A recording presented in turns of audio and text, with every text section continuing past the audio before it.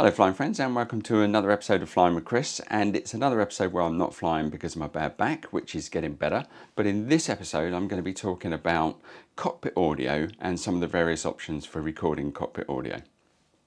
So set out in front of us is the various options that I've used or am using at the moment, and how I've gone about kind of connecting all those things. So I'm going to take you from the beginning, which is the beginning of the chain, which is of course the output from the instrument panel, all the way through to the various options that I've found and that I'm using for recording different types of audio. Let's start at the instrument panel then, where we have basically the output, which is here from the instrument panel. And what we need to do is to split that output from between the headphone and a line output, which will then go into our audio chain of devices and different ways of splitting that audio. So I use one of these plastic connectors, which is just a jack. I think it's a 1/4" jack splitter, and that seems to do the job perfectly fine. There are other versions of this that you can get, which are a single jack to two female jacks, which are kind of like more like this, a kind of cable splitter. This is fine because for me it seems to work quite good, but I think the cable one tends to drop down off the instrument panel a bit better. So I would probably go for that again if I was doing it again, but I've got a couple of these, so I'm going to stick with that for now. So what we then need to do, we've split our signal. This is the headphone cable that goes off to the headphones, and then we have our split here that goes back off into the system, and that's the microphone jack, which then goes off obviously elsewhere into the instrument panel. So this kind of meshed cable, which you'll see go off the screen and then come back into the screen here, is our line signal. And it's a line signal at this stage, and unfortunately most of the devices that record sound in terms of the GoPro cameras and some of these audio devices don't necessarily take too kindly to a line kind of power output. What we need to do is to have a device in between. This is the devices we'll talk about in a minute. These are called attenuators, between our signal and our recording devices, which are over here.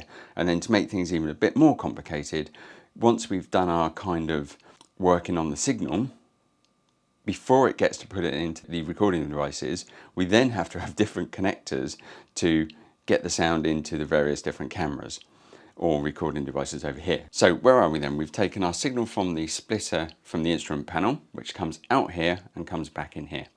Now this is where we have 4 options. Now whilst you can only see the 3 options, 1, 2 and 3 in front of you here, there's a 4th option. So let's start with the 4th option. The 4th option is to have nothing here and take our audio signal through to whatever needs to happen here and into the recording devices. You'll see when people don't have that, some sort of attenuator, because the sound is clipped, it's a bit distorted. Some of my earlier videos, if you go back and look at those, it's in that as well. So that's the 4th option, which is not here, and I think when you watch a couple of videos that have that, you'll find even though it is a 4th option, it's not really an option because the sound just really doesn't sound that good at all. And I think sound on video is probably one of the more important things. Here we go again, then let's just check where we are.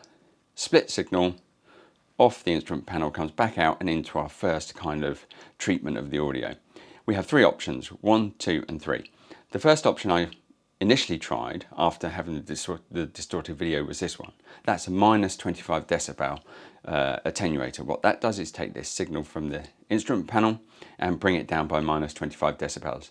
And that worked fairly well, but I did notice there was just a little bit of clipping in the sound in some of the recordings. However, there are a couple of other options on the market, and you've got 2 options with these, the -40 decibel and the -50 decibel. I'm currently using the -40 and I'm quite pleased with it, and as I bought the both at the same time, I just haven't got around to testing the 50 at the moment. So I'm quite pleased with this. I think it seems to be doing a good job, and if you look back at my most recent video, you'll see how that audio is being recorded. I'll put a link in the top corner now so that you can go and have a look at that if you want to. So we've taken our signal out from the instrument panel back through our first treatment cycle, and this is the attenuation of the signal. And then after that, this is something that I discovered makes my life a lot easier when recording the video. What you could do is take one signal, one line out of here, forget this, imagine this isn't here, one line out of here and into the camera. But what I found was when you kind of go from having just one camera to a multi-camera setup like I have, so I've got a couple of these GoPros and a couple of these GoPros, basically it makes sense, if you can, to have the audio recorded into a couple of different devices at the same time.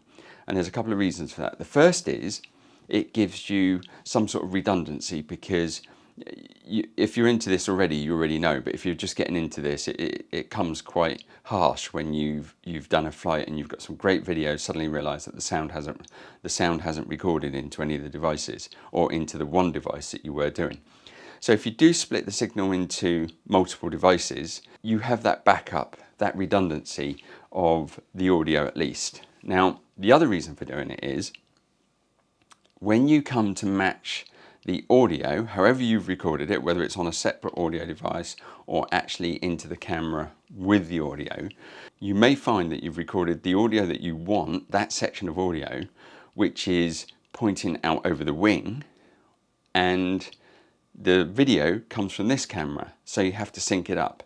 So I'm now trying to make sure that I split the audio to have the audio going into the camera that faces me when I'm talking, and there's probably a couple of those actually in the flight that have audio going into them that actually face me.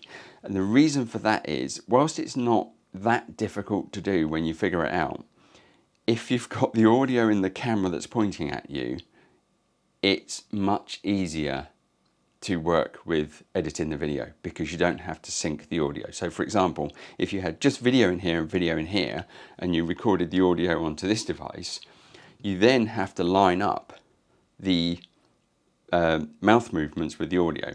And you'll find how people do that. You'll see them clap. And what that does, even though you're not recording audio onto this device and this device, there will still be a spike in the audio channel, and you can line it up with the spike in this channel. Let's just back up again. We come out of the instrument panel. We come to our first treatment area, which is the attenuation. We go from -25, -40 and -50. And the fourth option, which we're not going to use because we get distorted video if we don't have any of this. We then go to the process where we split the audio. And the reason we do that is to give us the redundancy to make sure we do have some audio when we've actually finished the flight. And it gives us options to record audio into multiple devices and making it much easier in editing. We've now got our 3 splits, and I've not tried it, but I guess you could actually separate this into more than 3 different streams of audio, but to me this felt excessive, and then already I'm using those 3 streams just because it makes life easier at the end of the day. The first stream then, I've got a different color here because it goes off screen and comes back in. So the first stream we'll take on the first line, let's call it audio 1, comes out after the treatment in the attenuator, comes out and back in and into this device here. So we're going to record our audio onto the Hero 4. What you will find with the earlier Hero 4 camera or GoPro cameras is that you cannot plug the mini jack directly into the camera. And the reason this is, I don't really know, but again, it's another converter that you have to buy. This is a 3.5mm jack, which has to be converted to USB-B connector. Let me just disconnect that so you can see. That's that small connector there. This is probably one of my favorite devices to record audio onto, and although the image isn't as stabilized and isn't as clear as the more recent GoPros, what I like about this particular setup is, if you look how thick that is, that's because I've added a backpack battery to this setup here. And the reason that I've done that is that I'm sure I've had nearly an hour and a half, potentially nearly 2 hours of recording from this GoPro with that battery on the back, because it drains the backpack battery first and then defaults back to the internal battery in the Hero 4. The reason that's good is because it will capture most of your audio of the flight. So you can then use these cameras, which use a bit more juice perhaps, to turn on and off during the flight. But these are particularly good because of the duration you can get them to record for. You can connect external battery packs to most of this stuff, which will give you extended recording time.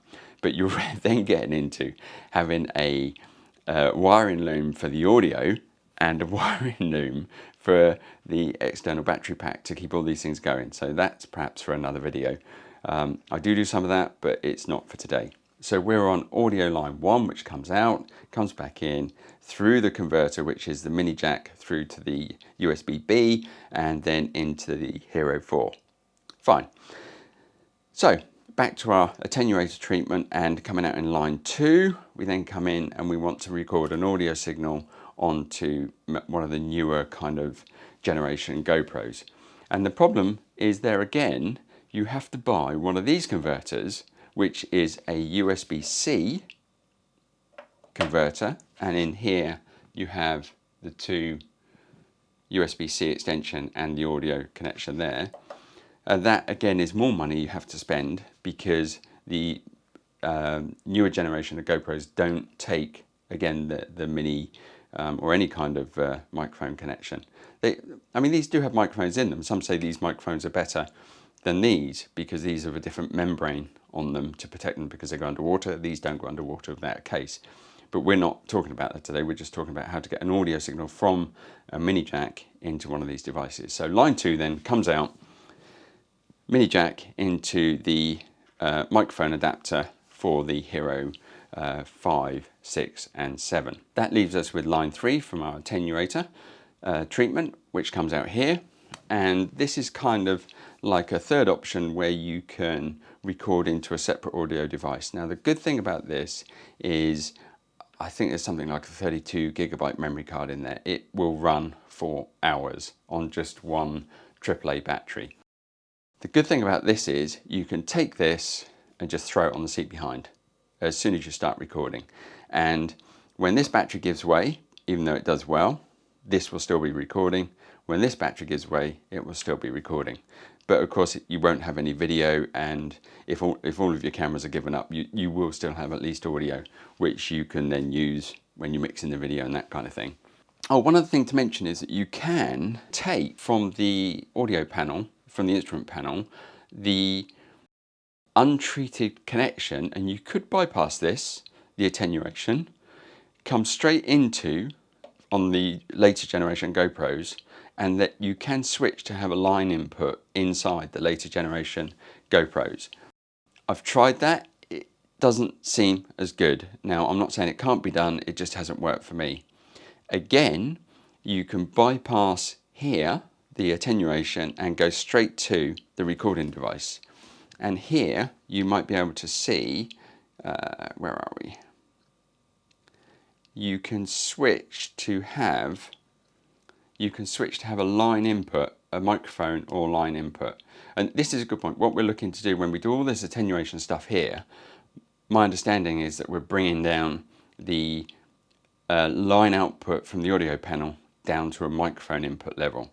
So you could bypass all of this, come straight out, convert down to a mini jack and record as a line in.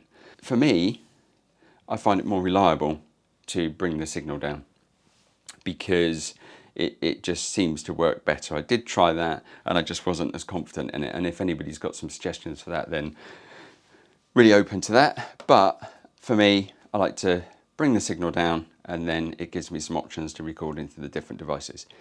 One other plus about having this device here working is, if I just turn this device on here, and this is the Zoom H1. There's a newer version of this out now, which I don't necessarily don't need that. But what you can see on the screen there that it will actually record up to 99 hours, which is incredible. Not on the battery, but actually on the recording space. The good thing about having this in the system is you can see that the audio levels, and it's just picking up my voice as I'm talking now, are shown on this screen.